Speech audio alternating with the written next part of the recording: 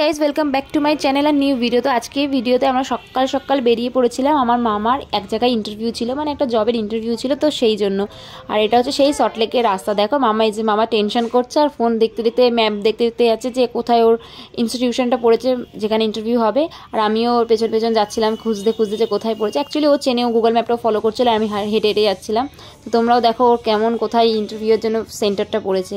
আর কি সুন্দর ব্যাকগ্রাউন্ডটা দেখো, এটা সল্টলেকে মেঘলা মেঘলা ওয়েদার ছিল সেদিনকার, খুবই সুন্দর লাগছিল চারিদিকটা দেখো। হাঁটতে হাঁটতে সামনের যে দৃশ্যটা কি সুন্দর লাগছে না, সবুজ গাছ গাছালি আর মেঘলা মেঘলা ওয়েদার, মানে সেদিনকার যে ভাইবসটা ছিল না, ভাইবসটা একদম দারুণ ছিল।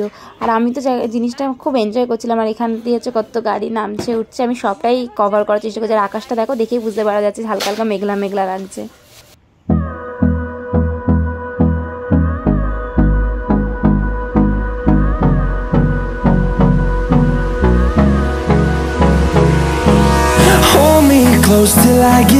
এই দেখো আমরা ট্রাফিকে আটকে রয়েছি, কতক্ষণ ধরে আটকে রয়েছি, রাস্তা পার হতেই পারছে না, এত গাড়ি আর এত গাড়ি। আর এই জায়গাটা এমন, সিগন্যালও ঠিকঠাক করে পড়ছে না যে পার হবো। লাস্ট মোমেন্টে আমরা নিজেরাই হাত দেখিয়ে দেখিয়ে এদিক ওদিক করে পার হলাম। জানো যে এখানে কোনো সিগন্যালও ঠিকঠাক পড়ে না, কিন্তু কি করা যাবে আর।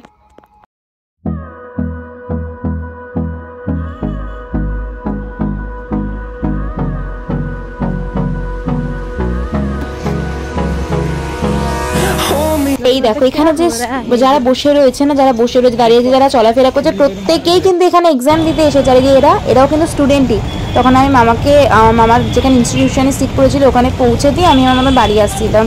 তো এদের পেছন পেছন আমিও আসছিলাম। ভীষণ ভিড় ছিল, একটা ব্যাচ এক্সাম দিয়ে গেছে, একটা ব্যাচ আসছিল এক্সাম দিতে। তো সেই ব্যাচে আমার মামা এসেছিল। আর এখান দিয়ে দেখো যে রাস্তা দিয়ে আমি এসেছিলাম সেই রাস্তা দিয়ে ব্যাক করছি। কি সুন্দর লাগছে না দৃশ্যটা, ফাঁকা ফাঁকা রাস্তার মেঘলা মেঘলা, সেই জিনিসটা খুব ভালো লাগছিল।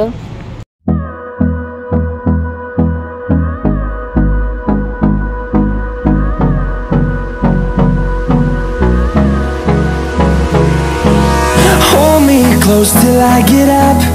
Time is barely on our side.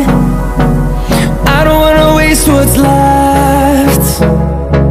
The storms we chase are leading us, and love is all we'll ever. দেখো অনেকক্ষণ প্রায় 20 মিনিট হাঁটার পর আমি অটো পেয়েছিলাম। কারণ কি, যে জায়গাটা দিয়ে আমি আসছিলাম ওখানে কোনো অটো স্ট্যান্ড ছিল না। অটো স্ট্যান্ডটা পেতে গেলে আমাকে অনেকটা আগে আসতে হতো।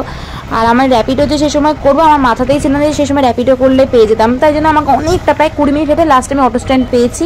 তারপর আমি এসে, আর এইদিকে দৃশ্যগুলো দেখো কি সুন্দর না, ওই যে সাইডে যেটা দেখা যাচ্ছে এটা কিন্তু পার্ক। তোমরা যদি কখনো কেউ কলকাতার এইসব জায়গায় ঘুরতে এসো তো কমেন্ট করে কিন্তু জানিও, আমি খুব দেখার ইচ্ছা থাকবো যে তোমরা কখন কে ঘুরতে এসেছো এখানে। ওকে,